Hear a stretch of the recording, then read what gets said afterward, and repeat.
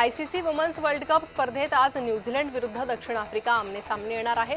New Zealand आणि दक्षिण Africa या दोन्ही संघांचा या स्पर्धेतील दुसरा सामना असेल, त्यामुळे कोणता संघ पहिला विजय मिळवणार याकडे लक्ष आहे। महिला वनडे वर्ल्ड कप 2025 मध्ये भारतीय महिला संघाने पाकिस्तानला 88 धावांनी पराभूत केलं। या स्पर्धेत भारतीय संघाने सलग दुसरा विजय मिळवलाय। या सामन्यानंतर दोन्ही संघाच्या खेळाडूंनी हस्तांदोलन केलं नाही।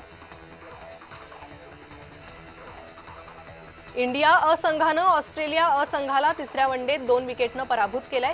श्रेयसच्या नेतृत्वात इंडियाने फायनलमध्ये विजय मिळवलाय।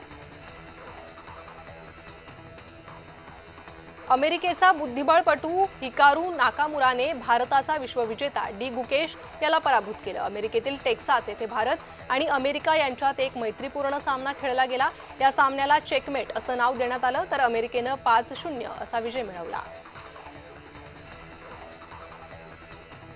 रोहित शर्माला एकदिवसीय संघाच्या कर्णधार पदापासून दूर करण्याचा निवड समितीचा निर्णय धक्कादायक होता, अशी टिप्पणी भारताचे माजी क्रिकेटपटू फिरकीपटू हरभजन सिंगने केली आहे।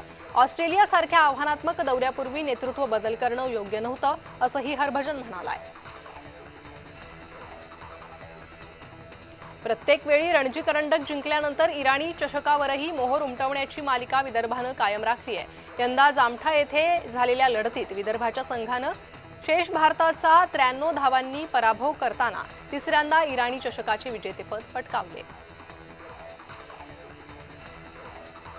जगभरातील सर्वात श्रीमंत क्रिकेट बोर्डामध्ये समजल्या जाणाऱ्या बीसीसीआय बोर्डाने आता लवकरच नोकर भरती केली जाणार आहे।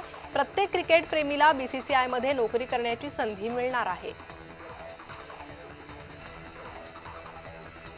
निशात कुमार आणि सिमरन शर्मा यांनी जागतिक पॅरा ॲथलेटिक्स चॅम्पियनशिपमध्ये सुवर्णपदक पटकावलं, ज्यामुळे भारत चौथ्या स्थानावर पोहोचलाय, तर प्रीतिपाल आणि परदीप कुमार यांनी कांस्य पदक जिंकलंय।